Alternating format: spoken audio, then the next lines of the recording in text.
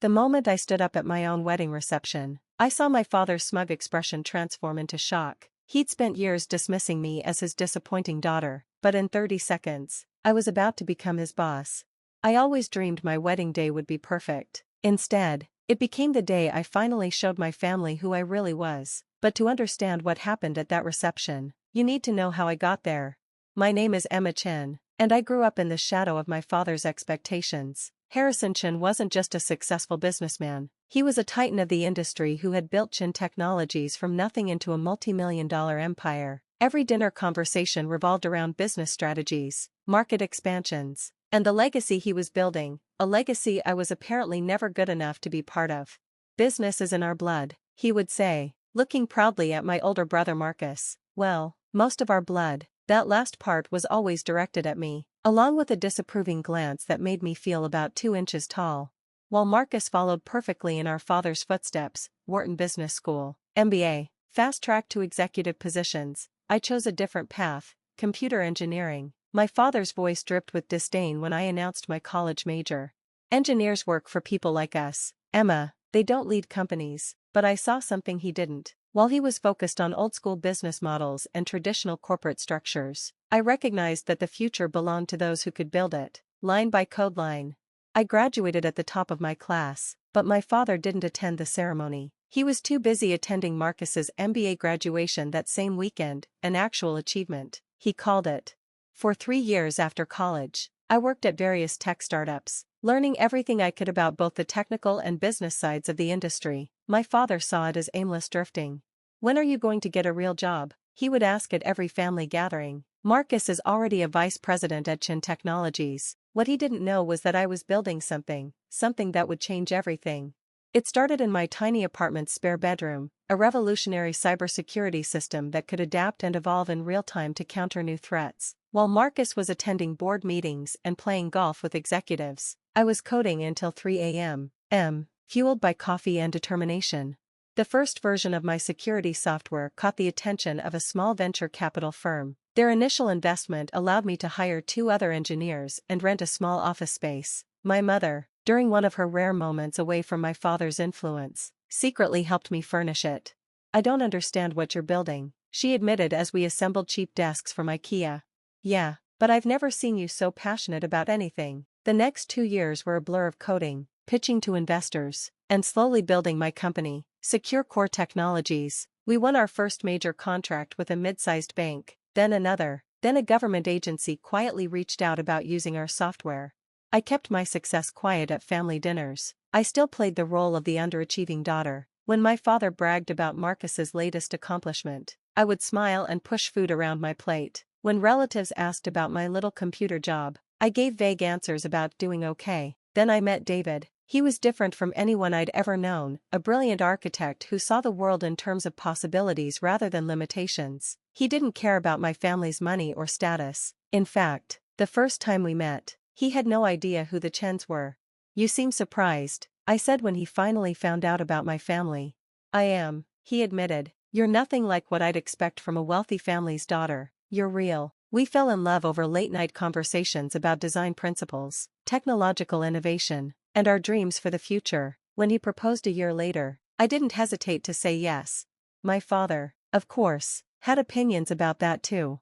An architect? He scoffed during dinner. Couldn't you at least find someone in finance or business? Someone with real potential? I gripped my fork tightly. David is incredibly successful. His firm just won the contract for the new downtown development project. A glorified construction worker. My father waved dismissively. At least Marcus's wife comes from a good family. Her father's company is listed on the NYSE. I looked at Marcus's wife, Catherine, who sat there with her perfect makeup and society smile, and felt a wave of pity. She was exactly what our father wanted, a proper corporate wife who attended charity galas and knew which wines to serve at dinner parties. The wedding planning became a battlefield. My father insisted on turning it into a networking event, inviting business associates and potential clients. My mother tried to mediate but ultimately deferred to him, as she always did.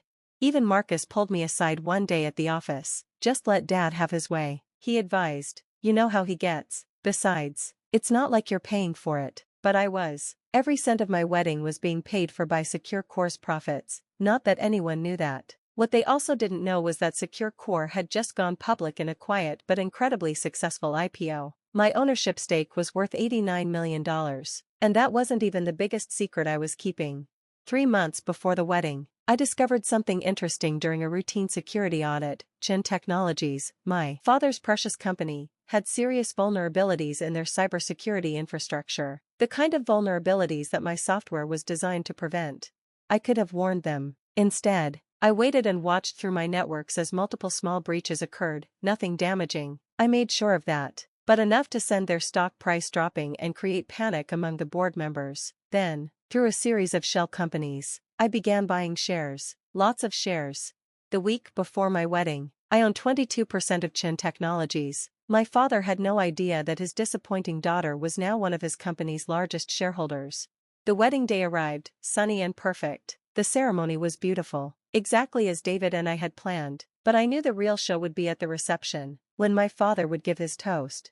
I sat at the head table, holding David's hand under the white tablecloth, watching my father stand up with his champagne glass. He was wearing his favorite Tom Ford suit, the one he saved for closing major deals. The room fell silent as he began to speak. Little did he know that in the next few minutes, his entire world was about to turn upside down. My father stood at the microphone, champagne glass glinting under the reception hall's crystal chandeliers. 200 guests watched him, expecting the usual polished performance he gave at corporate events, but I could see something different in his eyes tonight, a coldness, an edge. When Emma was born, he began, his voice carrying across the silent room, I had such high hopes. The Chen family has a legacy of excellence in business. My father built his first company from nothing. I transformed it into an empire. And my son, Marcus, he gestured to my brother, who sat smugly at his table, is carrying on that proud tradition. He paused, taking a sip of champagne. I felt David's hand tighten around mine.